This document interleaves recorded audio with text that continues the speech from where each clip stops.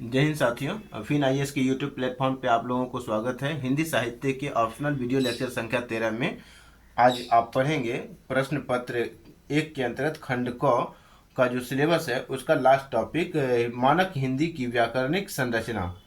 इसमें जो है पहले भूमिका है, भूमिका को पढ़ेंगे। उसके बाद ध्वनि और वर्णमाला संरचना के बारे में पढ़ेंगे।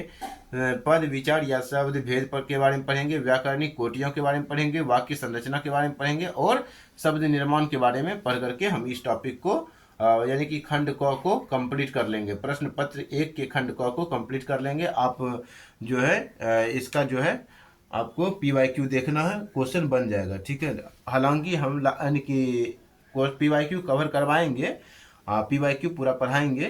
मतलब इसका भी आंसर राइटिंग हमने डिजाइन कर रखा है कि कब हमें लेना है क्लास में। ठीक है, मतलब इसी वीडियो लेक्चर के श्रृंखला में हम PYQ को भी लेके आएंगे, तो इसके लिए भी आपको टेंशन लेने की ज़रूरत नहीं है। तो चलिए हम स्टार्ट करते हैं टॉपिक बाय टॉपिक।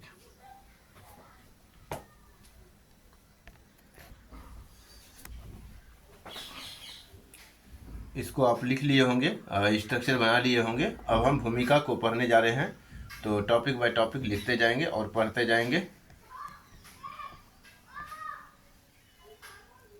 आप अलग से एक पॉइंट दे देंगे स्टार पॉइंट के रूप में और भूमिका लिखेंगे। ठीक है, अब भूमिका के अंतर्गत हमें जो लिखना है वो फ्रेमिंग करना है कैसे, वो देखिए। पहले भूमिका के अंतर्गत हम क्या लिखते हैं, लिखेंगे। हालांकि मानक हिंदी की व्याकरणिक संरचना है, तो इसी से संबंधित हमें भूमिका लिखना है। तो क्या भूमिका लिखें, तो लिखेंगे कि मानक हिंदी की व्याकरणिक संरचना, मानक हिंदी की व्याकरणिक संरचना,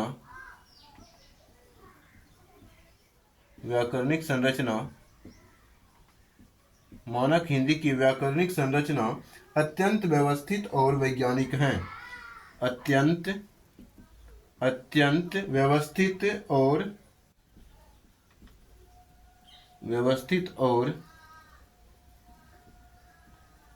और वैज्ञानिक है,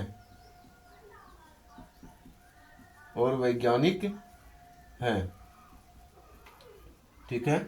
और इसके बाद पूर्ण विराम चिन्ह देते हुए आगे लिखना है कि यह भरोपीय भाषा परिवार की यह भरोपीय भाषा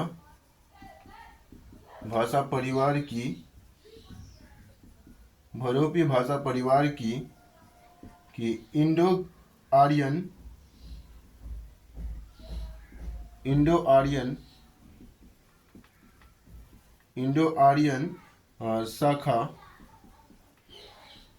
आर्यन शाखा से संबंधित है,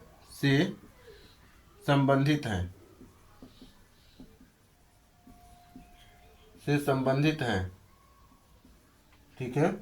आगे लिखेंगे इसकी संरचना का विस्तृत विवरण, इसकी संरचना का विस्तृत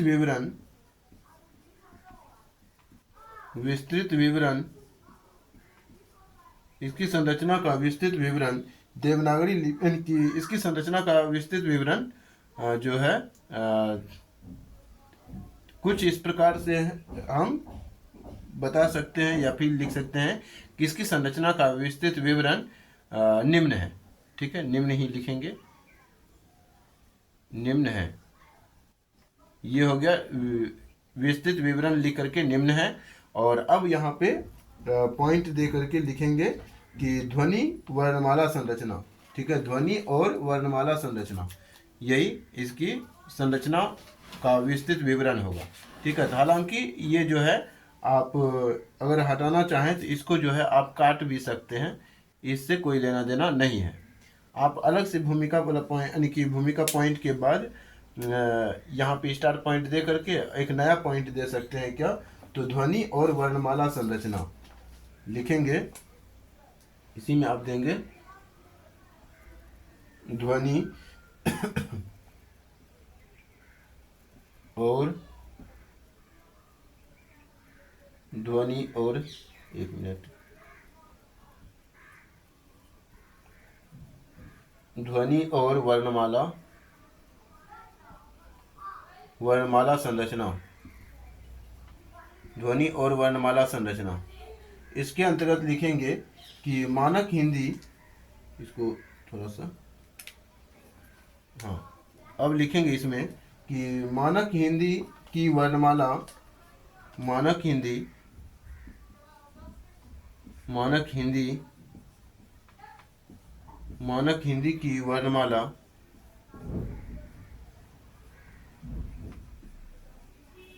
मानक हिंदी की वर्णमाला देवनागरी लिपि में, देवनागरी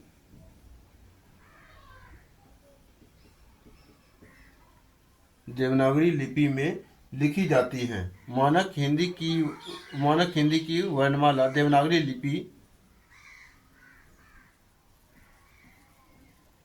में लिखी जाती हैं, लिखी जाती है। ठीक है। और जो लिखेंगे, जो वैज्ञानिक और ध्वन्यात्मक हैं, जो वैज्ञानिक और ध्वन्यात्मक है, जो वैज्ञानिक और ध्वन्यात्मक है। ठीक।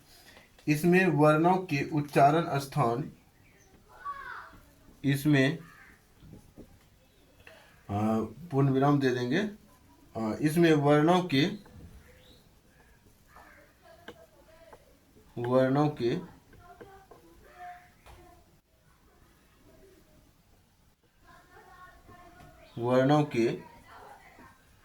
इसमें वर्णों के उच्चारण स्थान के आधार पर वर्गीकृत किया, या इसे, इसमें नहीं लिखेंगे, इसे ही लिखेंगे, ठीक रहेगा। इसे वर्णों के उच्चारण स्थान के, वर्णों के उच्चारण स्थान, वर्णों के उच्चारण स्थान के आधार पर उच्चारण स्थान के आधार पर वर्गीकृत किया गया है, आधार पर वर्गीकृत किया गया है। ठीक। इसके बाद लिखेंगे, इसी में पॉइंट दे, यानी कि इसी में थोड़ा थोड़ा एरो का निशान दे करके लिखेंगे कि स्वर, जैसे कि स्वर के बारे में अगर बात करें तो जैसे कि आप पढ़े होंगे, अ, आ, हर्षई, दीर्घई, हर्षऊ, दीर्घऊ, री, ए,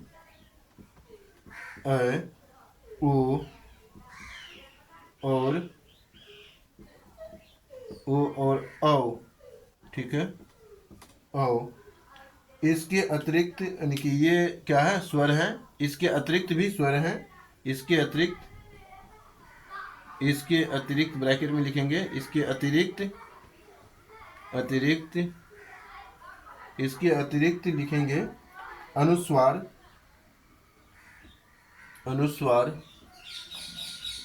देखेंगे ऐसे, और विसर्ग,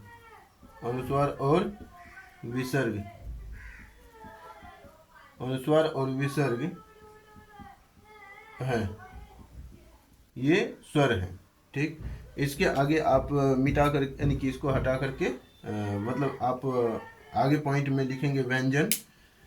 हम इसको भले मिटाएंगे, आपको नहीं मिटाना है, आप मिटाइएगा तो फिर बर्बादी हो जाएगा आंसर। तो इसको हम हटा रहे हैं, आपने लिख लिया होगा।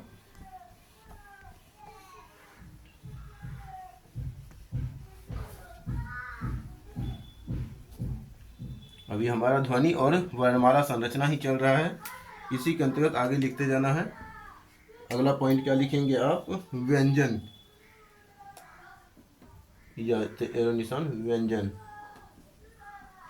व्यंजन के अंतर्गत आप लिखेंगे कि इन्हें 5 मुख्य वर्गों, इन्हें 5 मुख्य इन्हें पांच मुख्य वर्गों के अनेक वर्गों, जैसे कि ब्रैकेट देंगे, हाँ बिंदा पर लग जाएगा। पांच मुख्य वर्गों क वर्ग, क वर्ग, क वर्ग, कमा च वर्ग, यानी क वर्ग, च वर्ग, च वर्ग, कमा ट वर्ग, ट वर्ग, कमा त वर्ग, और प वर्ग, प वर्ग। ठीक है, ब्रैकेट दे करके आगे लिखेंगे कि और अंतस्थ, और अंतस्थ, अंतस्थ में आप लिखेंगे ब्रैकेट देके य र ल व। ठीक है, ये अंतस्थ है, अंतस्थ व्यंजन है। और इसके अंतर्गत जो है आगे आप लिखेंगे उष्ण, अंतस्थ के बाद उष्ण, उष्ण में आप लिखेंगे कि तालब स, मूर्धन्त स और दंत स हो। ठीक है, ये जो है उष्ण है, उष्ण में आता है में बांटा गया है, में बांटा गया है, में बांटा गया है, बांटा गया है। ठीक है, इसके बाद आगत ध्वनियाँ भी है इसमें, जो कि बाहर से आया है, तो इसी के अंतर्गत आप लिख सकते हैं। आगत ध्वनियाँ भी है, इसको हम हटा देते हैं थोड़ा सा। व्यंजन के बाद आगे आगत ध्वनियाँ लिखेंगे, आगत ध्वनियाँ लिखेंगे, आगत ध्वनियाँ। ठीक है, आगत ध्वनियों में आप लिखेंगे कि अरबी, अरबी अरबी फारसी, अरबी फारसी और अंग्रेजी, अंग्रेजी के प्रभाव से, जैसे कि आप देखे होंगे ये नुक्ता लगा करके जो लिखा जाता है, ये जो है राजा शिव प्रसाद सितारे हिंद ने ये शब्द यानी कि शब्द को दिया था। तो यानी कि क नुक्ता लगा करके ख में नुक्ता लगाएंगे। हालांकि इसके प्रयोग पे भी हम आगे चर्चा करेंगे। ख ग घ यानी कि ज लिखेंगे आगे इसमें, और फिर लास्ट में जो आता है क ख ग ज, एक आता है प, हाँ यानी कि प आता है। ठीक है, यानी प नहीं फ आता है, सॉरी फ। ठीक है, फ में बिंदा लगाएंगे, तो ये हो गया। और अ आता है। ठीक है, अंग्रेजी से आप देखे होंगे और अ आता है। ठीक है, जैसे ऑनेस्ट लिखते हैं, ऑनेस्ट लिखते हैं ना इसे, तो यहाँ पे बिंदा नहीं लगाते हैं। ठीक है, तो ये होता है ऑनेस्ट। ठीक है, तो ये हो गया ऑनेस्ट। जैसी ध्वनियाँ, जैसी ध्वनियाँ भी मानक, जैसी ध्वनियाँ भी मानक हिंदी का हिस्सा हैं। ध्वनियाँ भी मानक हिंदी का हिस्सा हैं।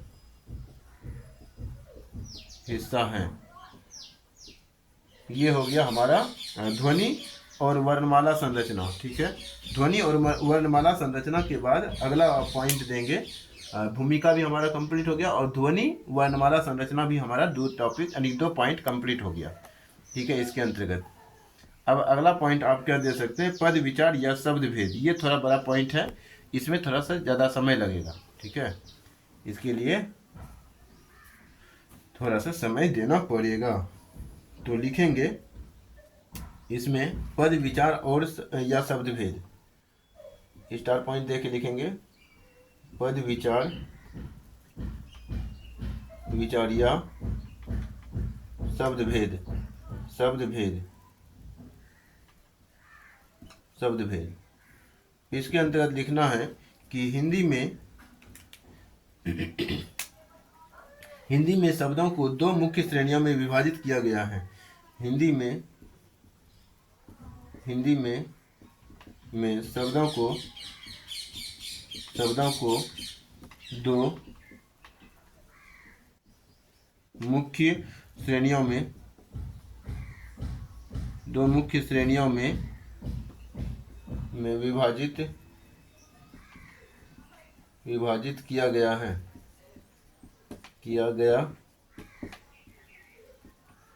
गया है, ठीक है। विकारी, एक तो है विकारी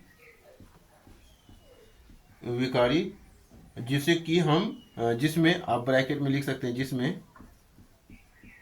जिसमें क्या क्या आएगा उसको लिख लेते हैं। जिसमें लिंग, वचन और कारक के कारण परिवर्तन होता है। जिसमें लिंग यानी विकारी शब्द ऐसे शब्द होते हैं जिसमें लिंग, वचन और कारक के कारण परिवर्तन होता है। तो लिंग, वचन और कारक के कारण परिवर्तन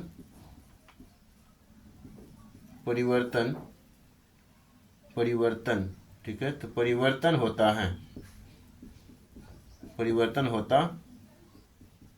है, ठीक है। तो लिंग, वचन और कारक के कारण परिवर्तन होता है, इसको ब्रैकेट में लिख लेंगे। और दूसरा जो होता है, एक विकारी हो गया, दूसरा जो होता है अविकारी और अविकारी लगाएंगे। विकारी और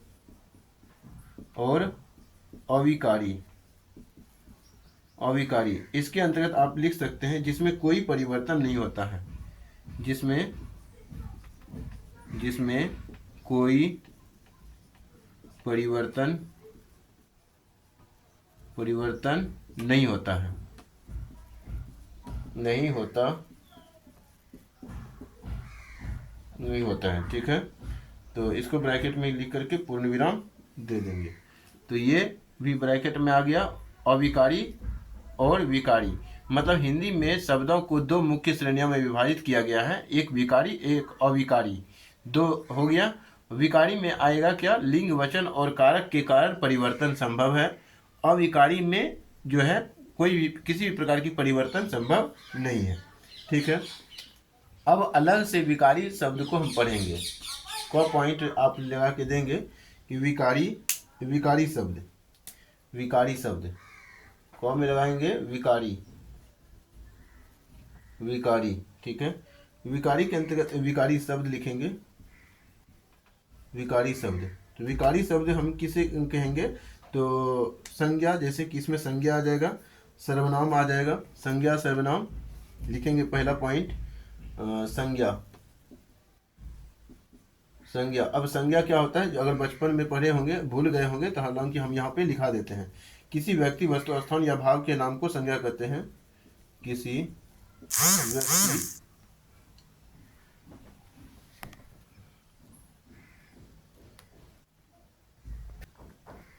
व्यक्ति, लिखेंगे किसी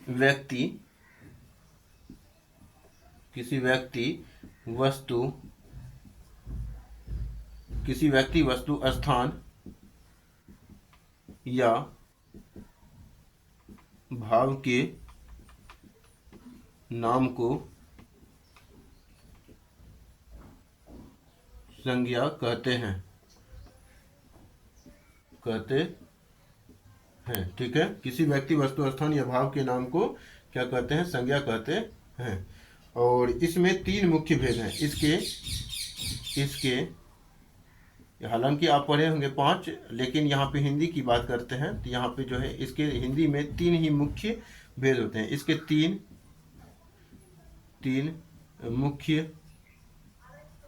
तीन मुख्य भेद हैं। कौन कौन से हैं, तो एक व्यक्तिवाचक, दूसरा आप लिखेंगे जातिवाचक, तीसरा आप लिखेंगे और भाववाचक, भाववाचक। ठीक है, तो ये हो गया 3। संज्ञा को लिखने के बाद अब हम सर्वनाम लिखेंगे। ये भी विकारी में आता है सर्वनाम भी, तो इसको हम हटा देते हैं। आप आगे लिखते रहेंगे, विकारी में ही लिखेंगे सर्वनाम। सर्वनाम, सर्वनाम इसके अंतर्गत लिखना है कि संज्ञा यानी कि संज्ञा के स्थान पर प्रयुक्त होने वाले शब्द, संज्ञा के स्थान पर प्रयुक्त होने वाले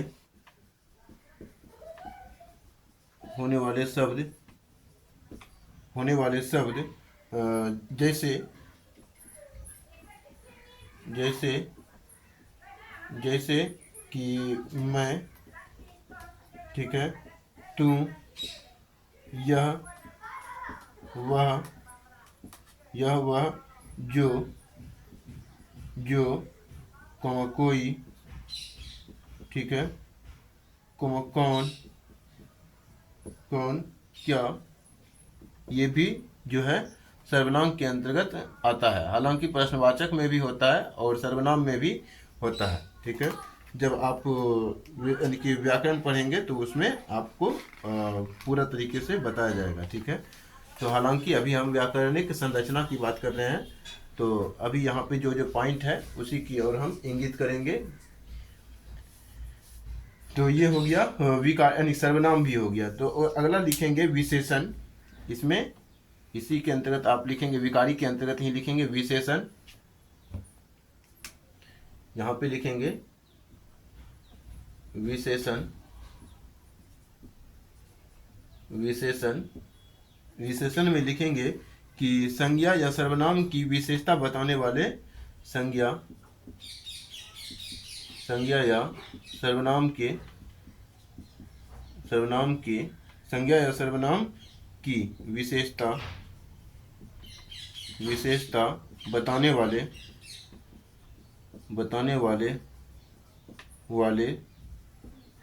शब्द, संज्ञा या सर्वनाम की विशेषता बताने वाले शब्द इसमें शामिल होता है।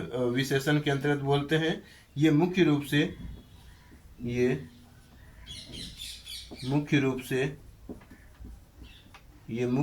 से 4 प्रकार के होते हैं। ठीक है, गुणवाचक,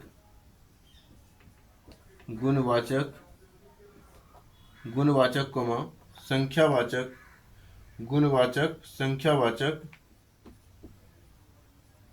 संख्यावाचक, परिणामवाचक और सर्वनाम अनिके और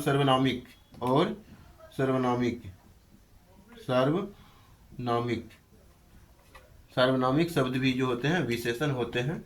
तो ये हो गया हमारा विशेषण। उसके बाद जो इसमें आता है क्रिया। ठीक है, तो क्रिया लिखेंगे। अब ये देखिए, विशेषण भी जो होते हैं, कुछ स्त्रीलिंग होते हैं, कुछ पुल्लिंग होते हैं। वचन यानी कि एक वचन होता है, बहुवचन भी होता है, कारक में होता है। ठीक है, तो यहाँ पे उसकी भी हम चर्चा करेंगे आगे। तो विकारी शब्द में संज्ञा क्या आ गया, तो संज्ञा आ गया, सर्वनाम आ गया, विशेषण आ गया, क्रिया आ गया। ठीक है, तो क्रिया लिखेंगे। क्रिया के अंतर्गत क्रिया लिखेंगे इसमें कि कार्य के करने या होने का बोध, कार्य के करने या होने का बोध, कार्य के करने या होने का बोध कराने वाले शब्द कर्म के यानी कि शब्द, ये लिखेंगे कर्म के पूर्ण विराम दे करके लिखेंगे कर्म के आधार पर, कर्म के आधार पर ये अकर्मक और सकर्मक होती हैं। कर्म के आधार पर ये अकर्मक और सकर्मक होती हैं, ठीक है। तो ये हो गया हमारा विकारी शब्द कंप्लीट, ठीक है। अब हम अविकारी शब्द की बात करेंगे। अविकारी शब्द की बात में भी 2-4 पॉइंट लिखेंगे इसमें भी, तो इसको हटा लेंगे।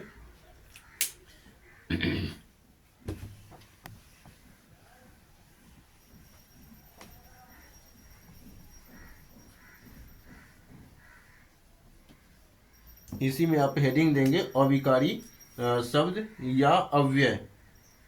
ख पॉइंट देंगे अविकारी, इससे दे देते हैं विकारी शब्द या अव्यय, इसको कह देते हैं अव्यय। अविकारी शब्द या अव्यय भी इसको हम कह देते हैं।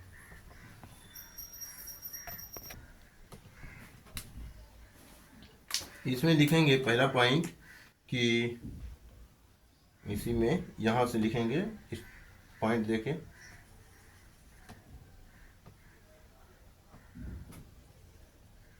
एक मिनट,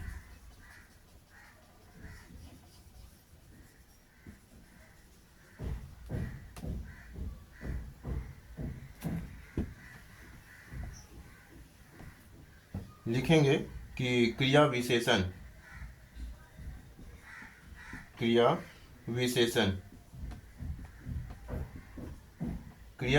जो होते हैं अव्यय होते हैं, अर्थात ये जो होते हैं अविकारी शब्द इसको कहा जाता है, ठीक है। क्रिया विशेषण के अंतर्गत आप लिखेंगे कि क्रिया की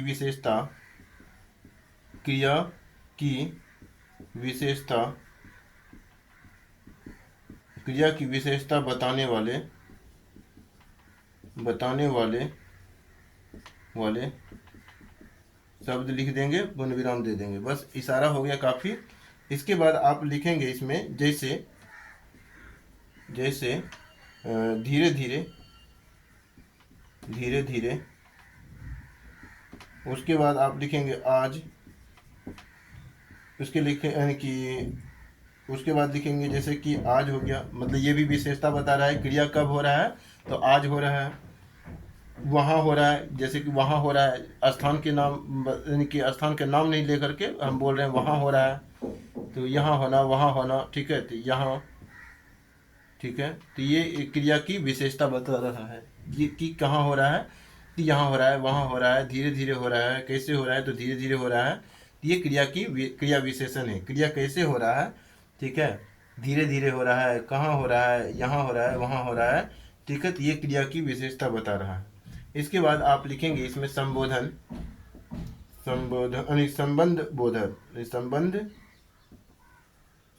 बोधक,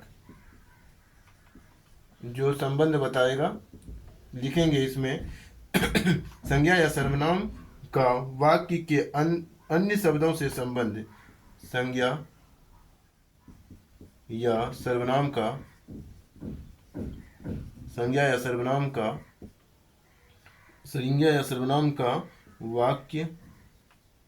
वाक्य के अन्य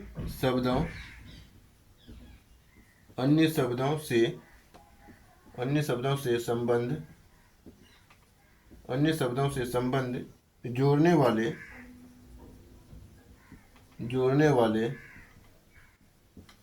वाले जैसे यहाँ लिखेंगे जैसे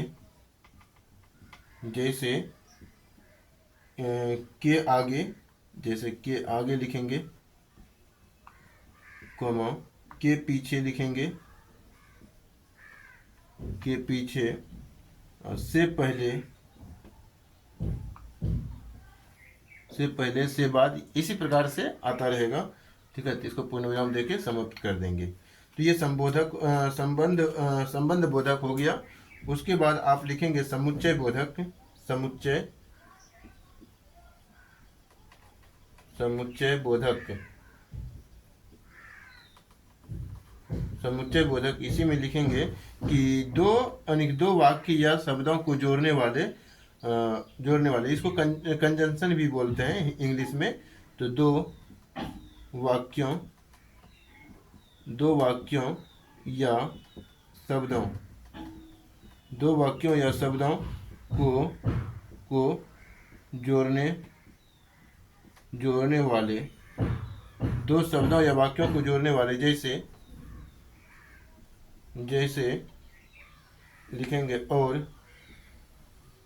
और कॉमा किंतु, कॉमा परंतु, कॉमा क्योंकि, ये भी जोड़ता है वाक्य को, कॉमा ये छोटी की मात्रा जैसे डेट लगाते हैं, ये भी कंजंक्शन ही होता है। तो इसको में पूर्ण विराम लगाएंगे, ठीक है। उसके बाद जो है विस्मयादि बोधक आएगा और नियात आएगा, नियात शब्द। अब नियात, ये सब तो सुने होंगे, नियात के बारे में आपने नहीं सुना होगा, तो वो भी आप अभी सुन लेंगे, ठीक है। तो चलिए फटाफट दो और पॉइंट इसमें लिखते हैं अविकारी शब्द में, ठीक है। तो अविकारी क्या होता है, विकारी क्या होता है, ये तो आप जान ही गए होंगे, परिभाषा तो हम पहले लिखा चुके हैं, इसी लेक्चर में लिखाए हैं। अपने ध्यान नहीं दिया होगा तो ध्यान दे देंगे, पूरा पढ़ेंगे क्लास को ख़त्म होने के बाद, तो आपको समझ में आ जाएगा। और यहाँ लिखेंगे विस्मयादि बोधक, विस्मयादि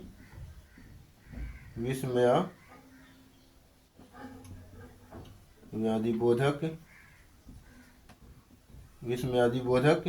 तो ये इंटरजेक्शन इसको कहते हैं। इसमें लिखेंगे हर्ष, शोक,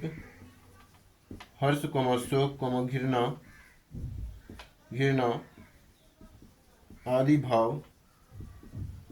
भाव और जगाने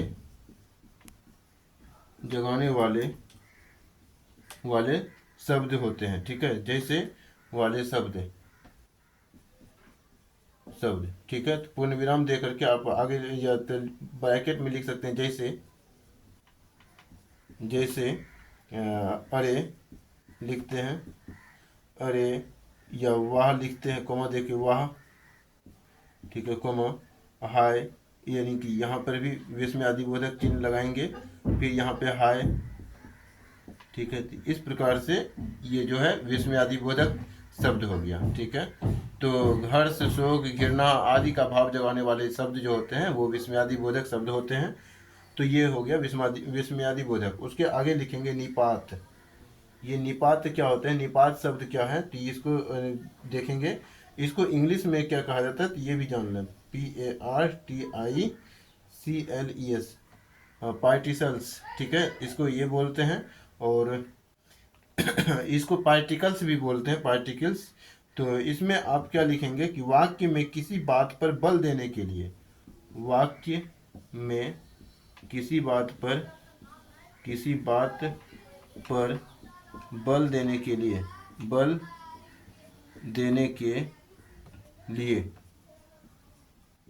वाक्य में किसी बात पर बल देने के लिए, जैसे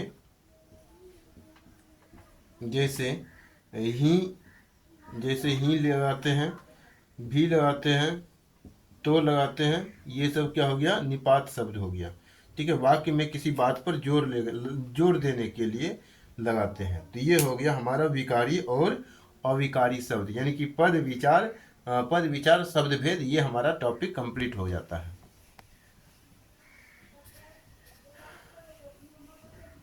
अब हम अगला पॉइंट देंगे, नया पॉइंट हो जाएगा व्याकरणिक कोटियां। नया पॉइंट हो जाएगा क्या, व्याकरणिक कोटियां, ठीक है। तो ये पॉइंट दे करके लिखेंगे कि हिंदी की व्याकरणिक संरचना को समझने के लिए, इसमें लिखेंगे हिंदी की, ऐसे ये की नहीं लगेगा, यहाँ पे वाक्य को नहीं जोड़ रहे हैं। हिंदी की व्याकरणिक हिंदी की व्याकरणिक संरचना हिंदी की व्याकरणिक संरचना को समझने के लिए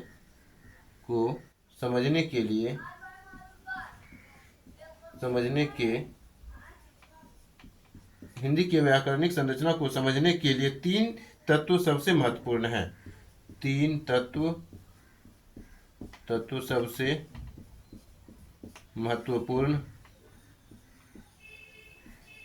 महत्वपूर्ण है। ठीक है, आगे लिखेंगे तीन तत्व सबसे महत्वपूर्ण है, यहाँ पे डैश दे करके लिखेंगे। पहला पॉइंट लिंग। ठीक है, लिंग लिखेंगे। लिंग इसमें लिखेंगे कि हिंदी में केवल दो लिंग होते हैं। हिंदी में केवल दो लिंग होते हैं। हिंदी में केवल दो लिंग होते हैं, जैसे पुल्लिंग और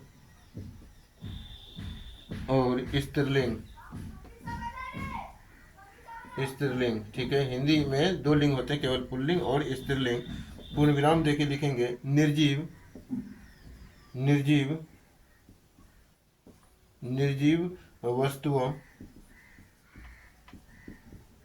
वस्तुओं के लिंग निर्धारण के लिए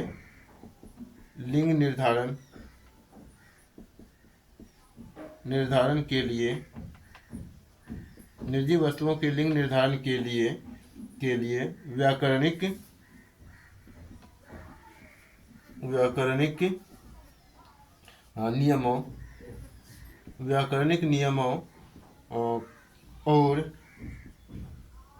व्याकरणिक नियमों और लोक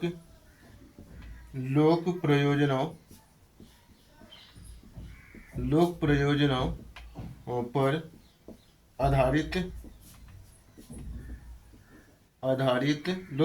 पर आधारित होते हैं। मतलब कि यहाँ पे आपने क्या लिखा, हिंदी में केवल दो लिंग होते हैं, पुल्लिंग और स्त्रीलिंग। निर्जीव वस्तुओं के लिए लिंग का निर्धारण लिखेंगे। लिंग का निर्धारण व्याकरणिक नियमों और लोक प्रयोजनों पर आधारित होते हैं। ठीक है, यहाँ पे वाक्य को भी सही बैठाना है, तो इस प्रकार से आप लिखेंगे।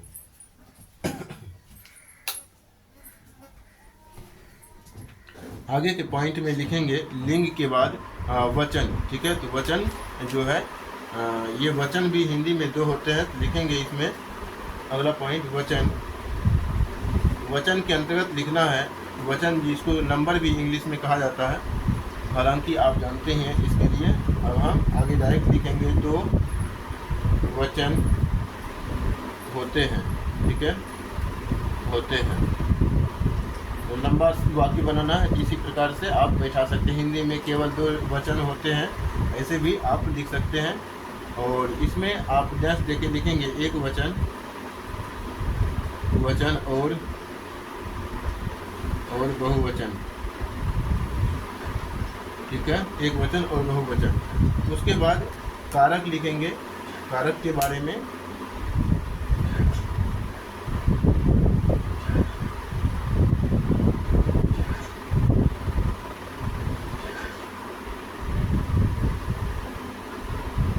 लिखेंगे कारक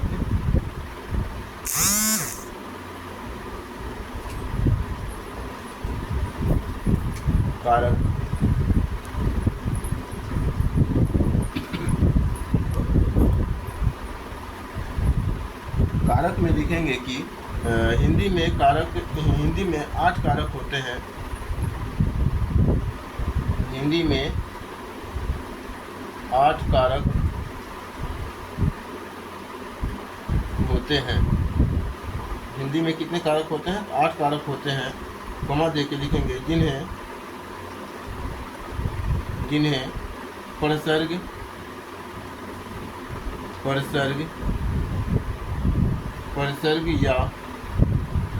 या विभक्ति कहते हैं। विभक्ति चिन्हों द्वारा दर्शाया जाता है, या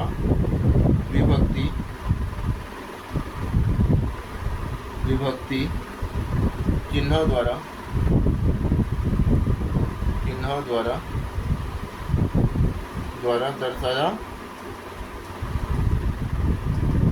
दर्शाया जाता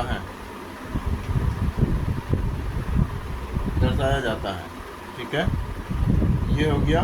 और इसमें लिखेंगे 8 कारक जो होते हैं, तो उसके 8 के प्रकार लिखेंगे। पहला पॉइंट कर्ता ने, दूसरा कर्म, यहाँ पे लिखेंगे को, तीसरा लिखेंगे करण से द्वारा,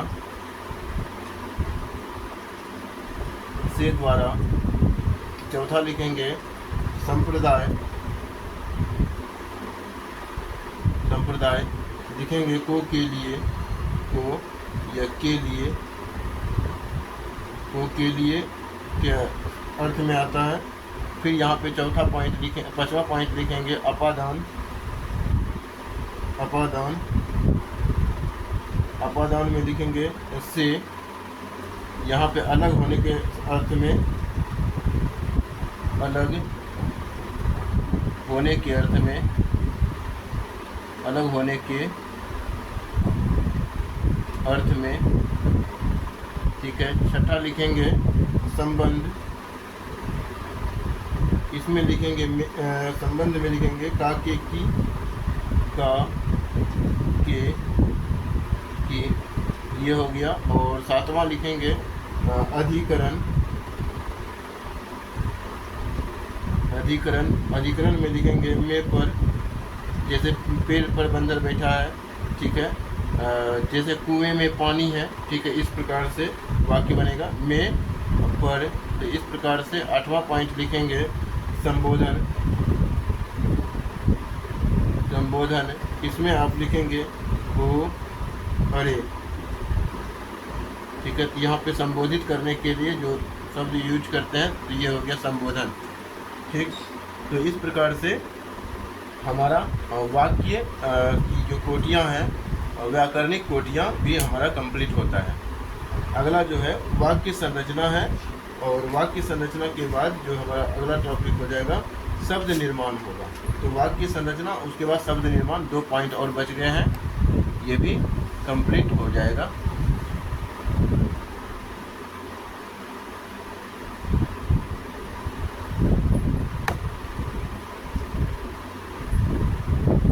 लिखेंगे वाक्य संरचना, ठीक है, वाक्य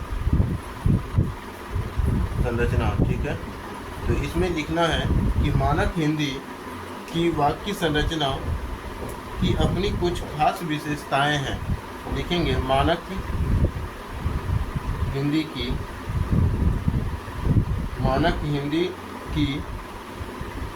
वाक्य संरचना,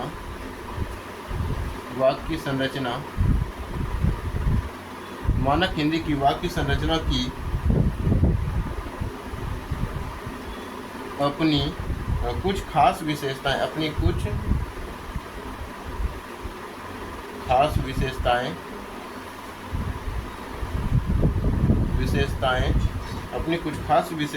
विशेषताएं हैं। ठीक है, जैसे ब्रैकेट में लिख करके देंगे, जैसे अंग्रेजी, जिसे अंग्रेजी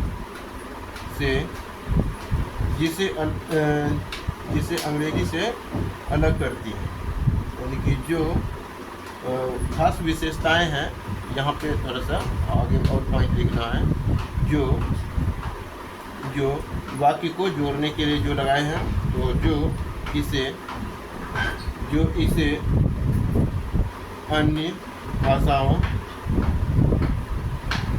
भाषाओं जैसे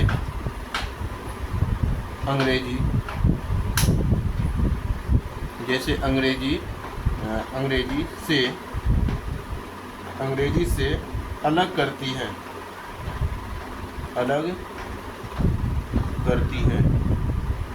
ये हो गया हमारा पॉइंट।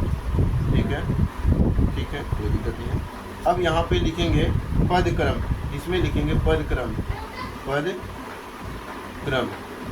पदक्रम में लिखेंगे कि हिंदी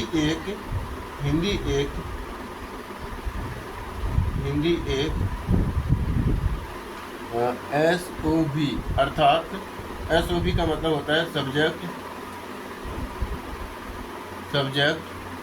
वर्ब, यानी कि सब्जेक्ट। SOV का अर्थ होता है सब्जेक्ट ऑब्जेक्ट कॉमा यानी कि वर्ब। ठीक है, इसको हिंदी में भी लिखेंगे, अभी टेंशन नहीं लेना है। SOV शब्द यानी कि भाषा है, मतलब पद क्रम के अंतर्गत आप क्या लिखें, हिंदी एक SOV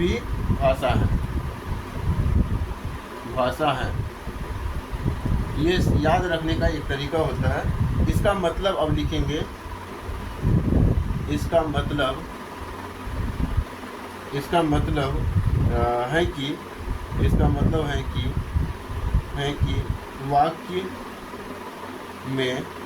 वाक्य में सामान्यतः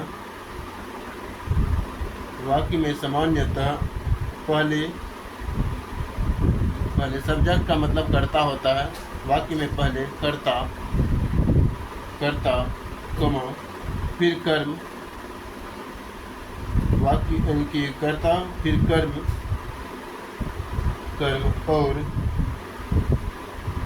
और अंत में क्रिया होती है।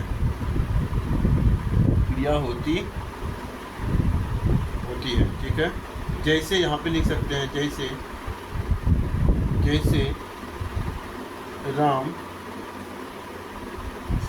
राम ये करता हुआ प्लस जैसे इसको इस ब्रैकेट को हटा दीजिए, जैसे राम ये करता हो गया प्लस आम ये कर्म हो गया, और प्लस खाता है ब्रैकेट में ये क्रिया है। ठीक है, राम आम खाता है। तो इस प्रकार से ये वाक्य बन गया। ठीक है, यही SOV का नियम है। SOV मतलब पहले क्या आएगा, सब्जेक्ट आएगा। सब्जेक्ट का मतलब होता है कर्ता, फिर ऑब्जेक्ट का मतलब होता है कर्म, और फिर V का मतलब होता है वर्ब मतलब क्रिया। तो ये हो गया, ये उदाहरण हो गया पदक्रम का। फिर पदक्रम के बाद परसर्ग लिखेंगे। इसमें पदक्रम के बाद परसर्ग आता है, इसके अंतर्गत वाक्य संरचना के अंतर्गत। अभी हम वाक्य की संरचना देख रहे हैं।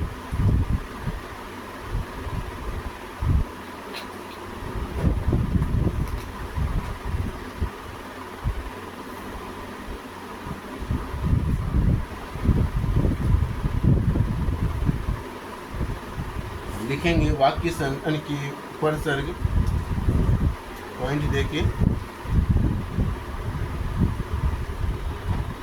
परसर्ग इसमें लिखना है। यानी परसर्ग का मतलब होता है पोस्ट पोजीशन या प्री पोजीशन भी इसको कहते हैं। पोस्ट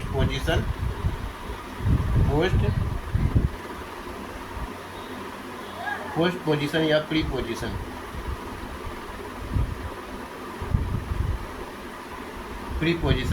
प्री पोजीशन मतलब पहले, और पोस्ट का मतलब भी होता है पहले, इसीलिए प्री पोजीशन को पोस्ट पोजीशन भी कहा जाता है। हिंदी में इसको परसर्ग कहा जाता है, इतना जान लें।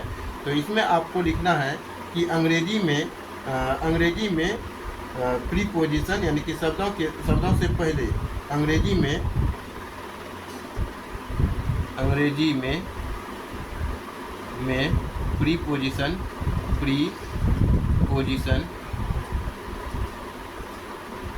प्री पोजीशन शब्दों से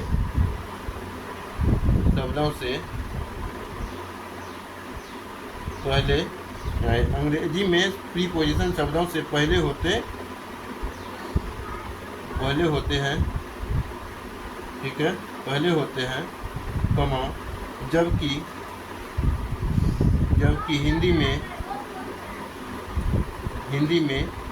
हिंदी ऐसे भी लिखते हैं, ऐसे भी लिखते हैं, कोई दिक्कत नहीं है। जैसे कि पंचमाक्षर का नियम कहता है, जैसे कि आप देखे होंगे ये अनुस्वार है, तो ये दो जो है तो वर्ग का है। तो वर्ग का जो नियम है कि अंतिम अक्षर नौ है, दंत नौ है, इसीलिए यहाँ पे दंत नौ के बदले बिंदा भी आ सकता है। हालांकि बिंदा का जो है, बिंदा का मतलब जो होता है 5 मतलब होता है। बिंदा का 5 मतलब होता है। एक अंग से होता है, ये यों से होता है, आधा यों से, यानी चौमल अन की, इसको भी ना भी पढ़ते हैं।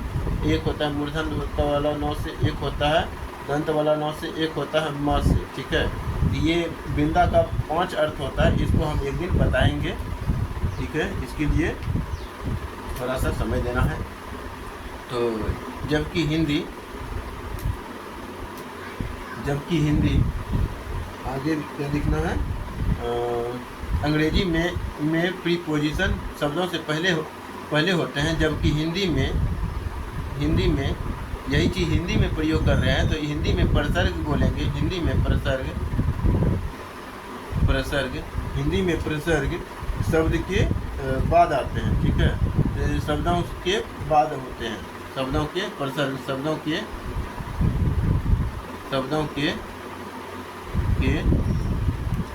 बाद आते हैं, ठीक है।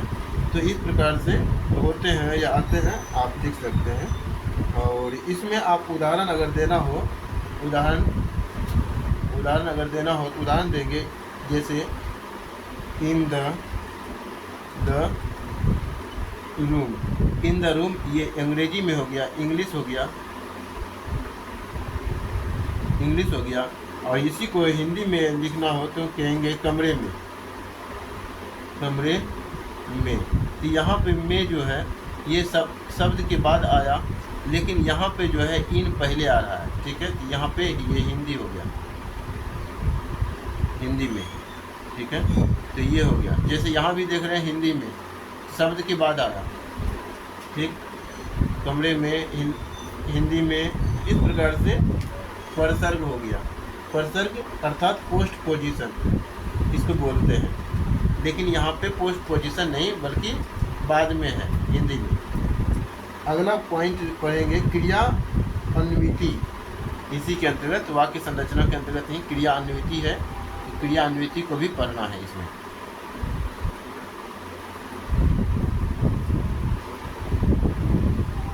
लिखेंगे क्रिया अन्विति,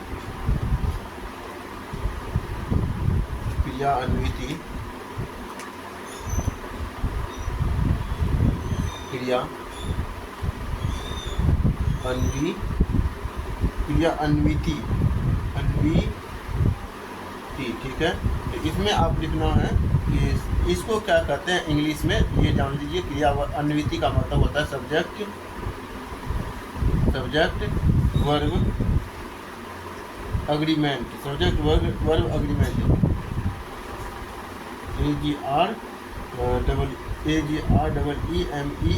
ठीक है, अग्रीमेंट, सब्जेक्ट वर्ब अग्रीमेंट होता है। इसको जो इसमें जो हमें पढ़ना होता है, तो इसमें लिखेंगे सामान्यतः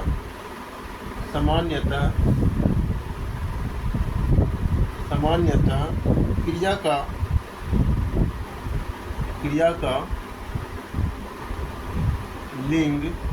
का लिंग और वचन, सामान्यतः क्रिया का लिंग और वचन कर्ता के अनुसार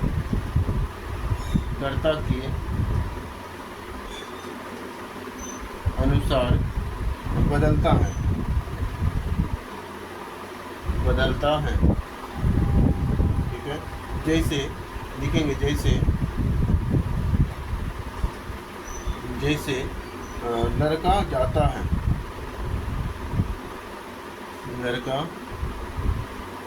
है, और फिर यही चीज़ आगे लिखना है,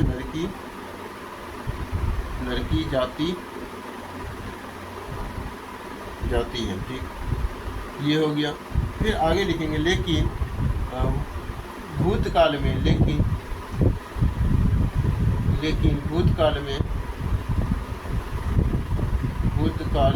यहाँ लेकिन लगाए हैं, तो यहाँ से पूर्ण विराम हटा देना है, क्योंकि वाक्य को जोड़ दिए। लेकिन भूतकाल लिखेंगे, लेकिन भूतकाल में सकर्मक क्रिया होने पर सकर्मक क्रिया होने पर,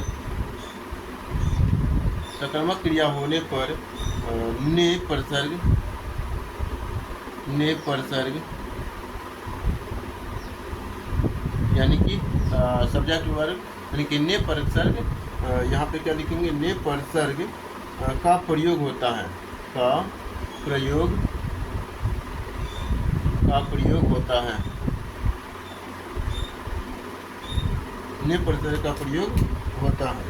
ठीक है, और इसी के अंतर्गत लिखेंगे और यह होता है तथा, या तब यहाँ पे लिखेंगे। ठीक है, यहाँ पे और लगा दीजिए, और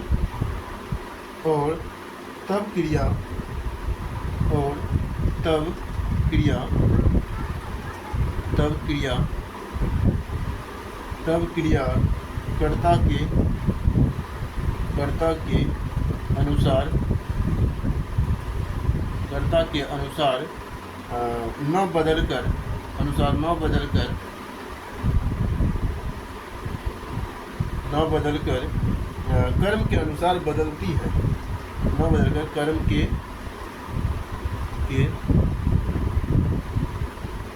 अनुसार बदलती है। ठीक है, बदलती है। जैसे कि कर्मणि प्रयोग इसको कहते हैं, इसको हम ब्रैकेट में क्या लिख देते हैं, कर्मणि प्रयोग, कर्मणि प्रयोग। अब देखिए पूर्ण विराम देना है। ठीक है, आगे आप लिखेंगे कि थोड़ा सा और बचा हुआ इसी में पॉइंट, वाक्य संरचना में उदाहरण देंगे, थोड़ा सा इसी का उदाहरण देंगे। उदाहरण यहीं पे ले देते हैं। उदाहरण, राम ने रोटी खाई। लिखेंगे उदाहरण में, राम ने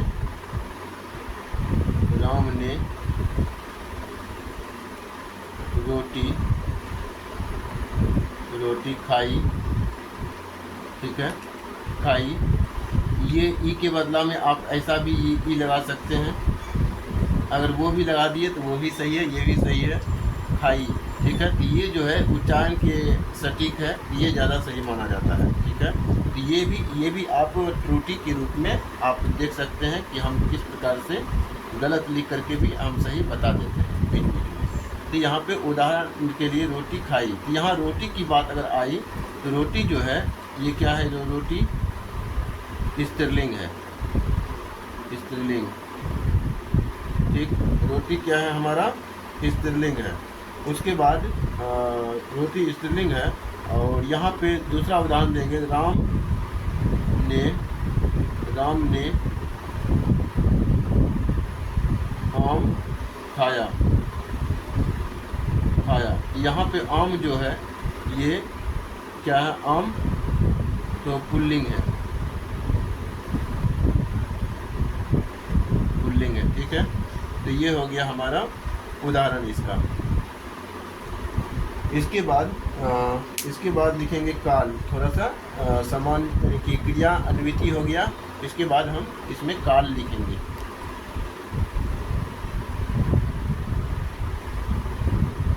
यानी कि टेंस, जिसको हम टेंस कहते हैं इंग्लिश में।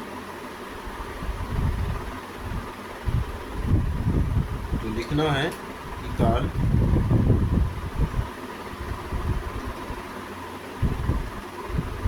टेंस भी लिख सकते हैं। इसमें लिखेंगे कि मुख्य रूप से 3 काल हैं, मुख्य रूप से 3 काल हैं, मुख्य रूप से 3 काल हैं। पहला लिखेंगे भूतकाल,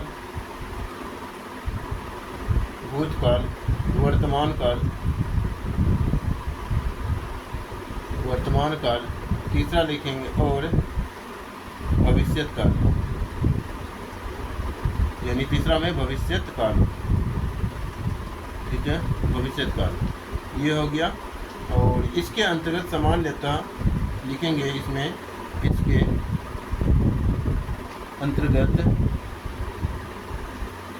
इसके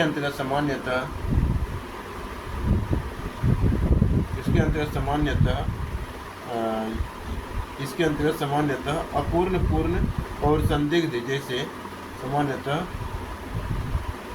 अपूर्ण, पूर्ण और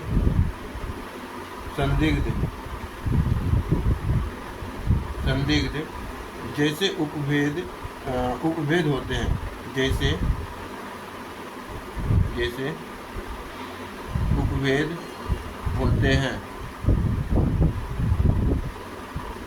उपभेद होते हैं, जो मुख्य क्रिया के साथ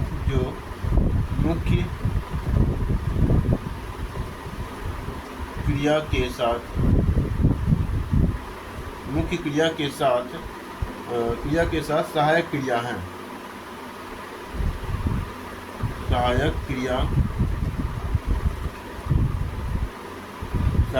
हैं, ठीक है।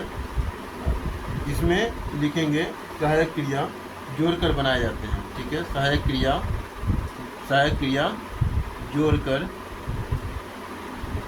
जोड़कर मुख्य क्रिया के साथ सहायक क्रिया जोड़कर बनाए जाते हैं, ठीक है, बनाए जाते हैं। जैसे सहायक क्रिया में आप लिख सकते हैं, इसके अंतर्गत हैं था, या गा, ठीक है। इस प्रकार से सहायक क्रिया के रूप में इसी को हम लेते हैं, जैसे कि रहा होगा, खा रहा होगा, खाना भी क्रिया है और सहायक क्रिया के रूप में है। खा रहा था, बोल रहा था, जा रहा था, जा भी रहा है, और था सहायक क्रिया है। तो इस प्रकार से इसमें हम उदाहरण देते हैं। अगला आप लिखेंगे शब्द निर्माण। शब्द निर्माण में अब छोटा सा टॉपिक बच गया है, 2-4 लाइन। अब हम खत्म के कगार पे हैं इस पूरे खंड क का सिलेबस।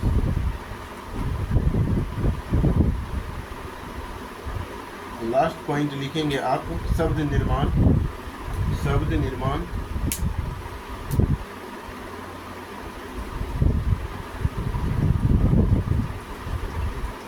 शब्द निर्माण में लिखेंगे मानक हिंदी में नए शब्दों की रचना 4 प्रमुख विधियों से होती है। मानक हिंदी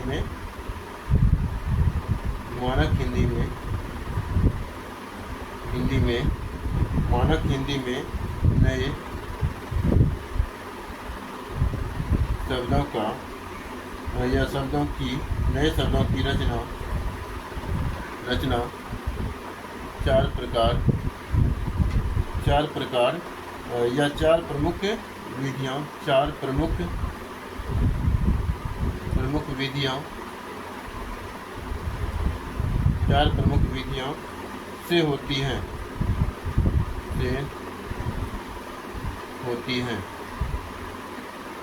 4 प्रमुख विधियों से होती है, ठीक है।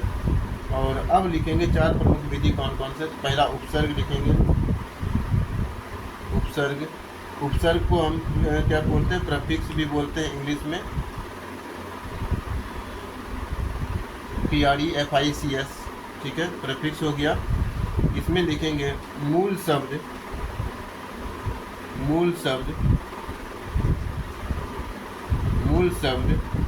के आगे मूल शब्द के आगे जोड़कर मूल शब्द के आगे जोड़कर बनाए गए शब्द यानी बनाए जाते हैं। मूल शब्द के आगे जोड़कर, ठीक है, तो जोड़कर, तो जैसे यहाँ पे बनाए जाते हैं शब्द, यानी कि मूल शब्द को जोड़कर शब्द बनाए जाते हैं। शब्द या नए शब्द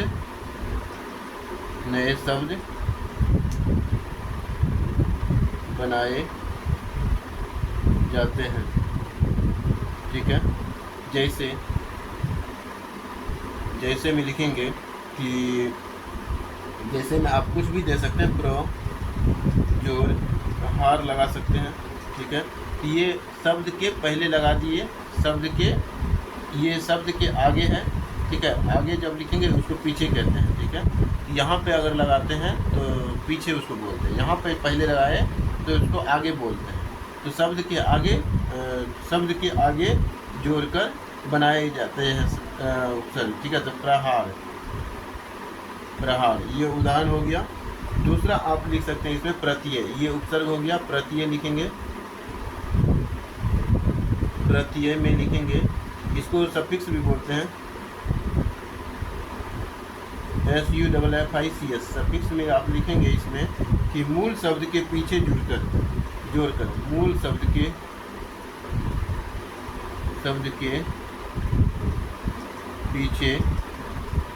पीछे जोड़कर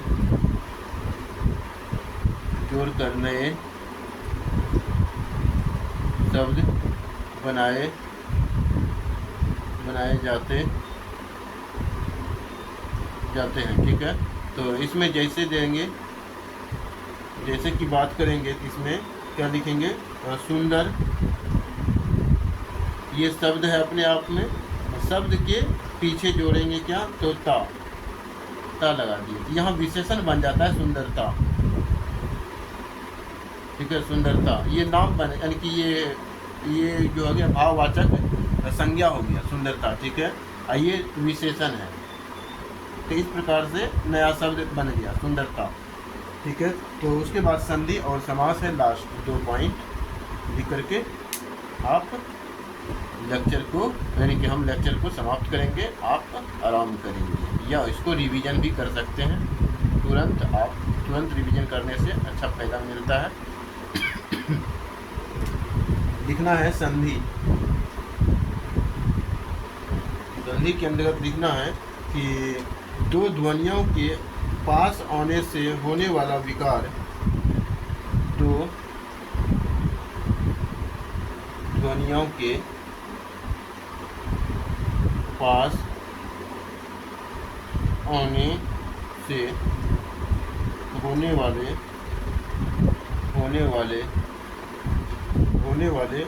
या होने वाला विकार,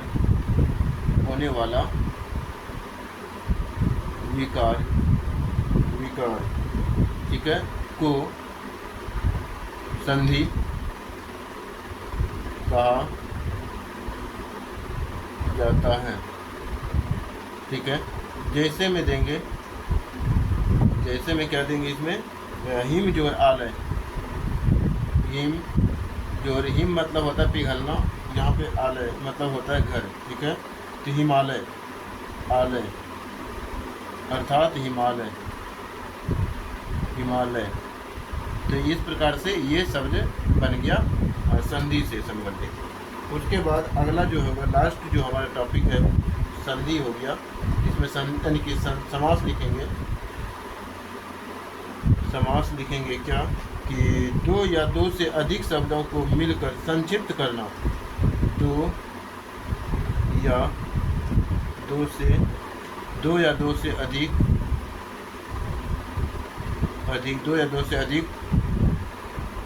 शब्दों को मिलाकर संक्षिप्त करना